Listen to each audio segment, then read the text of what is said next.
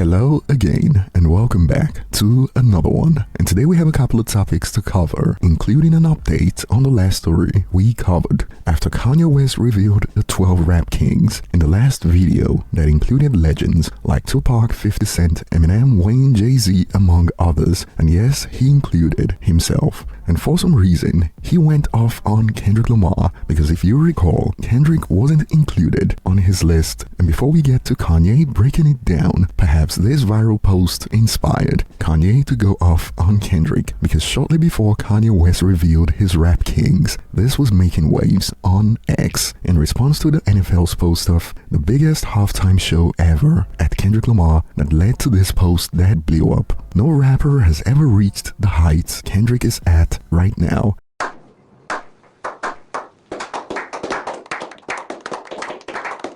And of course, from the get-go, this sparked reactions all over the place, as this was pretty much bait and led to reactions like never sold 1 million units first week, never was the most streamed rapper any year, they didn't sell the most albums for a rapper in 2024, doesn't hold the record for highest grossing rap tour, and if it was bait, it was pretty successful as users kept going. Eminem 2000 to 2005 was bigger, had Billboard Music Awards and Brit Awards on lock, was biggest international artist for years. And spoiler alert, even in 2024, according to the IFPI report, Eminem had a bigger year than Kendrick Lamar, and these users kept going. Drake was bigger in 2024, even with Lucian giving Kendrick all the big stages. Everybody is tired of this Kendrick fake success. Well, people can feel how they want, but calling this fake is a stretch, because all this wouldn't be happening if Drake had won the battle, but he lost, and this qualifies as the spoils of war. The winner takes all at the expense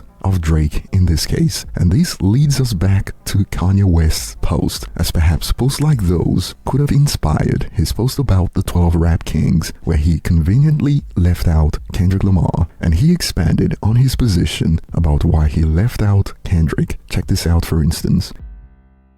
Kendrick was never king, maybe king of the West Coast, but never king of the world. He never was. And he kept going off on Kendrick. Kendrick a good kid from a mad city, but Lucian went too far with this Kendrick-ish last year, and this year your dumbass industry plants ruined the King of the Underground's album with that sexual assaulter tone all over the place. Cardi made my favorite music until I heard Kendrick on it. What I'm saying is not about Kendrick, he's just a pawn.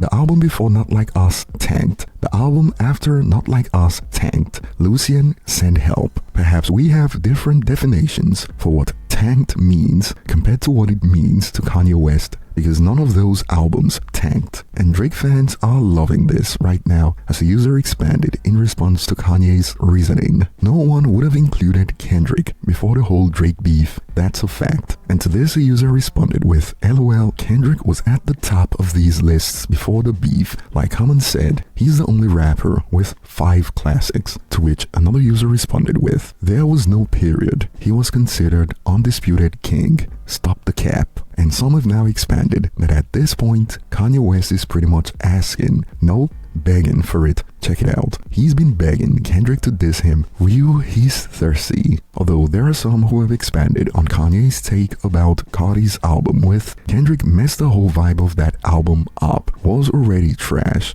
He's too good for this type of music. And the fact that he's got Drake on the list has also sparked reactions like, Drake is the king of reference tracks. Might as well put MC Hammer on the list if Drake is on it. And upon seeing what Kanye's been doing lately when it comes to the seasonal crash outs on social media, some believe this is a sad sight to behold. Seeing a legend beg for attention like this is pitiful. And apart from Kendrick, some believe that J. Cole also should be on the list. This is disingenuous, loudly crying emoji. You don't gotta like Kendrick, but he and J. Cole are rap kings too. The rest of the list is also legit though. Some names are missing. And personally, in my opinion, I believe J. Cole has a lot to do in the future to redeem himself based on how he walked away from the battle with Kendrick. Like, that was a no-no in my opinion, although people have put the mental health spin on it. But personally, I'm not a fan of that angle, since this is like a sport after all. And in my opinion, will.i.am broke this down perfectly. You like, yo, I'm out. I apologize for everything I've ever said. You the holiest. You the greatest of all time, bro. I love you, bro. And then you start talking shit again. I'm the best boxer alive. I don't think you could do that. Like, Mike Tyson got knocked out. He's still fucking ill. Still Mike Tyson was not like, hey, I don't think I want to fight anymore. For example, as awesome as freaking Michael Jordan is, he lost games, but he's still fucking Michael Jordan. Why did you back out is the question. Because I couldn't sleep at night. Then you shouldn't be fighting. Facts.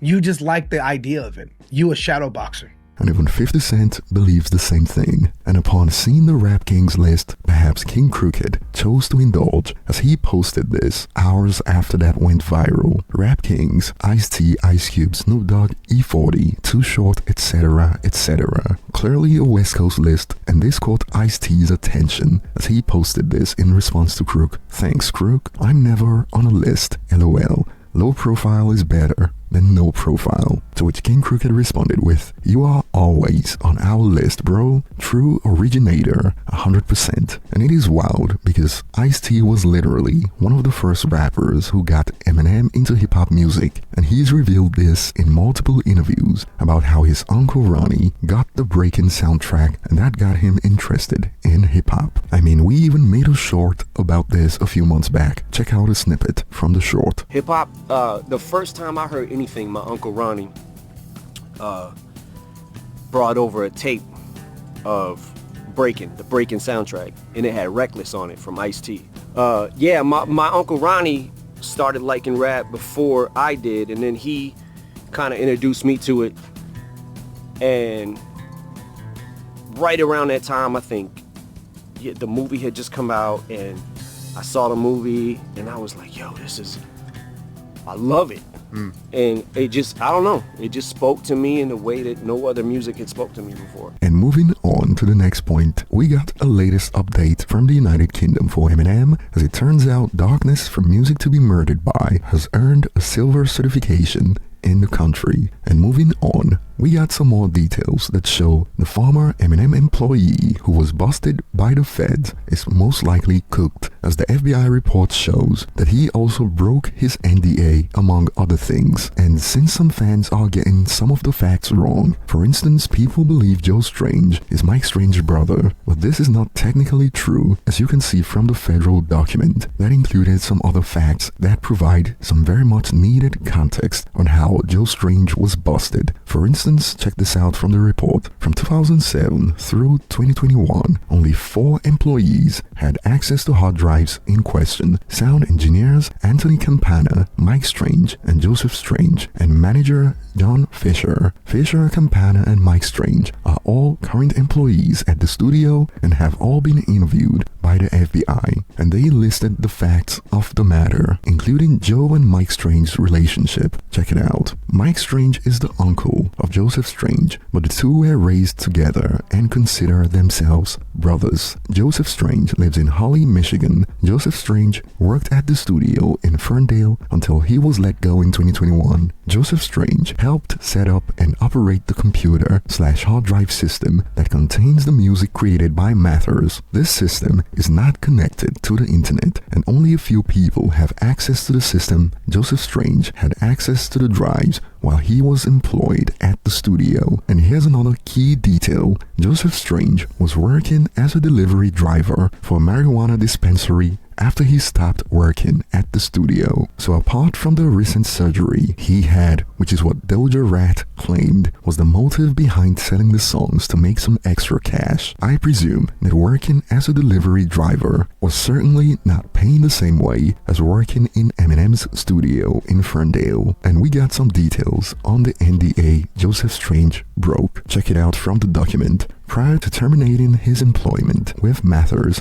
Joseph Strange signed a non-disclosure agreement as part of his severance package. A copy of the agreement was provided to the FBI. The NDA was signed by Joseph Strange on January 12, 2021. The agreement restricts Joseph Strange from disclosing any information related to Mathers and other artists working with Mathers. Specifically, the agreement reads that Strange shall not post, transmit, or otherwise circulate via any electronic means any photos, videos, or audio of or concerning company, artist, and or artist associate or any other confidential information or information concerning company, artist, and or an artist associate. So off the rip, based on some of the information that we found linked to Dope Edit on the internet, apart from the songs that he leaked, some of the details he posted online will also qualify as breaching the NDA that he signed when he was dismissed, like details about how Paul uses Eminem to make money by releasing sources like Mom Spaghetti, greatest hits like The Curtain Call 2, and others. And there's more from the document.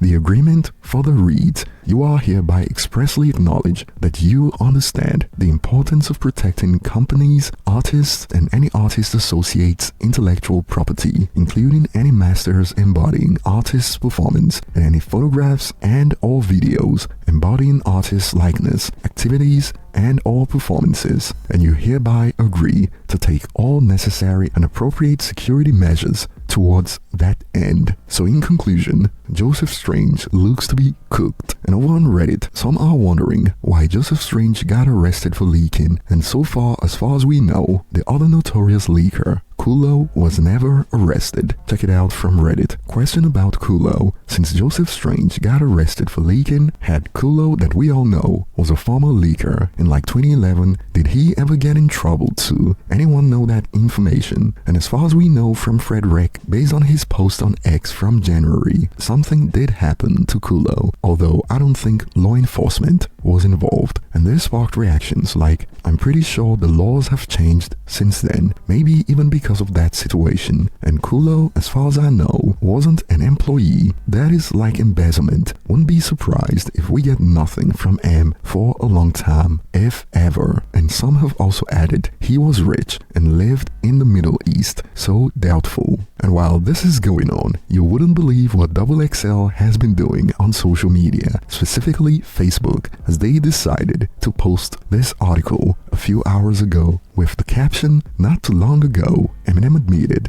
he stole black music, but now he's the victim of theft." A former studio employee who worked for the Detroit rapper for more than a decade is accused of stealing and selling M's unreleased music for $50,000. A person known as Doja Rat bought some of the songs from M's ex-sound engineer. See details on the FBI investigation in the comments below. And users on Facebook were shook by that headline. XXL Magazine been around for how long, and they need to make a headline like this? Stole black music, get the F out of here. Crazy what y'all doing for views and clicks. And the worst part of that opener is that Joseph Strange is not black, so it makes no sense. And this even made its way to Reddit, that left many fans with a head scratcher, that also sparked reactions like Clown Magazine always has been. Too bad they had to quote steal Eminem's name to get clicks, freaking losers. But that will be all for today, and I'll be looking forward to your thoughts in the comment section. And if you enjoyed this, don't forget to hit the like button and subscribe for more. Thanks for watching, and see you on the next one.